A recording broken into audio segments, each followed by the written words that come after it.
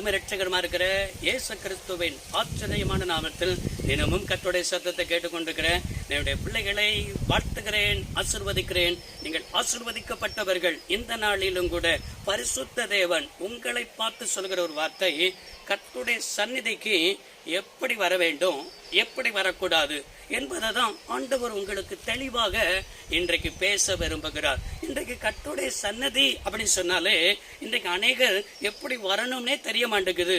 எப்படி வரணும்னு சொல்லி தெரிந்தாதான் நம்ம அப்படிப்பட்டவர்களாய் வர நாம் ஆயத்தம் உள்ளவர்களாய் காணப்படுவோம். உபாகமத்தின் புஸ்தகம் 16ஆம் அதிகாரம் 17வது வசனம், ஆண்டவர் நம்மளுக்கு சொல்கிற ஒரு வார்த்தை, கர்த்தருடைய சந்நிதிக்கு வரும்பொழுது வெறுங்கையோடு வராமல் உன் தேவனாகிய கர்த்தர் உனக்கு தந்த ஆசீர்வாதத்துக்கு தக்கதாக அவனவன் தன் தன் தகுதிக்கு ஏற்றபடி காணிக்கைகளை கொண்டு வர கடவன் என்று சொல்லி ஆண்டவர் மோசே மூலமாய் தம்முடைய ஜனங்களுக்கு தம்முடைய வார்த்தையை திருவளம் பற்றினார். அப்படி என்றால் கர்த்தருடைய சந்நிதிக்கு வரும் பொழுது எப்படி வர வேண்டும் என்று சொல்லி முதல் கேள்வியை கேட்போம் என்றால், அவன் வெறுங்கையோடு கூட வரக்கூடாது என்று ஆண்டவர் சொல்லியிருக்கிறார். இன்றைக்கு அநேக ஆலயம் என்று சொன்னாலே, கர்த்தருடைய சந்நிதி என்று சொன்னாலே நம்ம வெறுங்கையோடு கூட என்ன செய்கிறோம், வருகிறோம். ஆண்டவர் உங்களை ஆசீர்வதிக்கலையா? அந்த வசனம் என்ன சொல்லுதுன்னா, அந்த அவனவன் தன் தகுதிக்கு ஏற்றபடி ஆண்டவர்களின் ஆசீர்வாதத்திற்கு தக்கபடி என்று சொல்லப்பட்டிருக்கிறது. உன்னை ஆண்டவர் எப்படி ஆசீர்வதித்திருக்கிறார்? ஆண்டவர் தந்த ஆசீர்வாதம் எல்லாம் அவர் கையிலிருந்து வாங்கி நாம் அவருக்காக என்ன செய்கிறோம், கொடுக்கிறோம் என்பதை மறந்து போகக்கூடாது.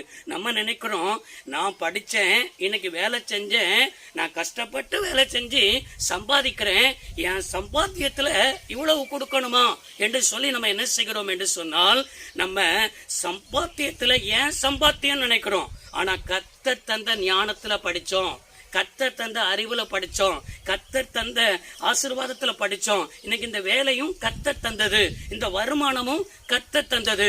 அப்ப இன்னைக்கு எவ்வளவு வருமானம் உங்களுக்கு வந்தாலும் அந்த வருமானத்துல உங்களுக்கு அவர் தந்த வருமானத்திற்கு தக்கபடி அவருடைய சன்னிதானத்துக்கு கொண்டு போகணும். இன்னைக்கு அநேகருக்கு நல்ல ஆசீர்வாதத்தை ஆண்டவர் தந்திருப்பாரு.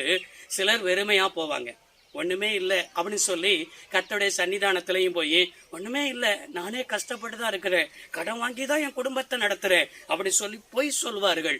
அது சிலர் என்ன செய்வார்கள் என்று சொன்னால், ஆண்டவருக்கு ஒண்ணுமே இல்லாத ஒரு பழைய நோட்டை கொண்டு போய் என்ன செய்வார்கள், 10 ரூபா ஏதோ கொண்டு போய் காணிக்கை போடணுமேன்னு சொல்லி என்ன செய்வார்கள், போடுவார்கள். இது அல்ல ஆண்டவர் எதிர்பார்க்கிறது.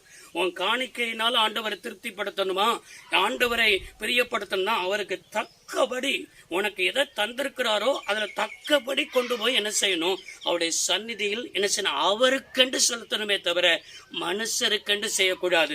வேதத்தில் வாசிக்கிறோம், நீங்கள் எதை செய்தாலும் அதை மனுஷருக்கென்று செய்யாமல் கர்த்தருக்கென்று மனப்பூர்வமா என்ன செய்யணும்னு சொல்லப்பட்டிருக்கிறது. அப்ப எது செய்யக்கூடாது அப்படின்னு சொன்னா, நம்முடைய வாழ்க்கையில முதலாவது செய்ய வேண்டியது வெறுங்கையோடு கூட போகாம காணிக்கையை கொண்டு போகணும். ரெண்டாவது எது செய்யக்கூடாது, வெறுங்கையோடு கூட போகக்கூடாது. இன்னைக்கு அநேகர் ஆலயத்துக்கு அவருடைய சந்நிதிக்கு போகும்பொழுது கூட பைபிள் கூட தூக்காம போறாங்க. ஆண்டவர் தந்த பைபிளை தூக்குறதுக்கு வெக்கமா இருக்குல்ல? ஆண்டவர் தந்ததான வேத புத்தகத்தை நம்ம என்ன செய்கிறோம், குடும்பமா போவோம்னா யோசித்து பாருங்க, நம்ம யார் கையில பைபிளை தள்ளிட்டு போறோம்? ஆலயத்துக்குள்ள போய் யாருக்கும் தெரியாத இடத்துல நம்ம பக்கத்துல பைபிளை கொண்டு வந்து வைக்கணும்னு நினைக்கிறோம். வெளியே வரும்பொழுது கூட பைபிளை தூக்கிட்டு வர மாட்டேங்கிறோமே. பைபிள் கூட தூக்காம வெறுங்கையாம தானே நீங்க போறீங்க.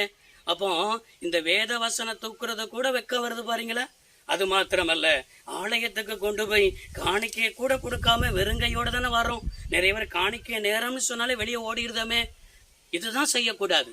நம்ம செய்யக்கூடாதது என்ன என்று சொன்னால், வெறுங்கையோடு கூட போகக்கூடாது, காணிக்கை நேரத்துல கர்த்தரை அவமதிக்க கூடாது, காணிக்கையை மனப்பூர்வமா என்ன செய்யணும், எதை செய்யணும் எதை செய்யக்கூடாது என்று சொல்லி நமக்கு அழகாக உபாகமம் 16ஆம் அதிகாரம் 17வது வசனத்துல ஆண்டவர் தெளிவாய் சொல்லியிருக்கிறார். இதை நம்ம செஞ்சிட்டோம்னு சொல்லியாச்சுனாலே, நான் உங்களுக்கு சொல்கிறேன், வானத்தின் பலகணிகளை திறந்து இடம் கொள்ளாமல் போக மட்டும் உங்களை என்ன செய்வார், அவர் ஆசீர்வதிப்பார். அவருடைய வார்த்தையை நிறைவேறுமா நிறைவேறாதா என்று சொல்லி சோதித்து பார்க்க இதன் முத்தம் தான் சொல்லியிருக்கிறார். எனவே அவருடைய சன்னிதானத்திற்கு உங்களுக்கு எப்படி போகணும், எப்படி போகக்கூடாதுன்னு ஆண்டவர் தெளிவா பேசியிருக்கிறார். இன்னைக்கு ஒப்பு கொடுங்க. நீங்க ஆசீர்வதிக்கப்படுவதற்கு ஒப்பு கொடுத்து அதற்கு அர்ப்பணித்தாதான் உங்களை ஆசீர்வதிப்பார். ஜெபிப்போம். சர்வ வல்லமையுள்ள தெய்வமே, அருமை தகப்பனே, உபாகமம் 16:17 வசனத்தின்படியே இந்த நாளை நடத்தும். ஒப்பு கொடுத்திருக்கிறார்கள். அந்த ஒப்பு கொடுத்தபடி வாழ்க்கையை மாற்றிக்கொள்ள உதவி செய்யும். இயேசு ரட்சக நாமத்தில் பிதாவே, ஆமென். கர்த்தர் ஆசீர்வதிப்பார். God bless you all.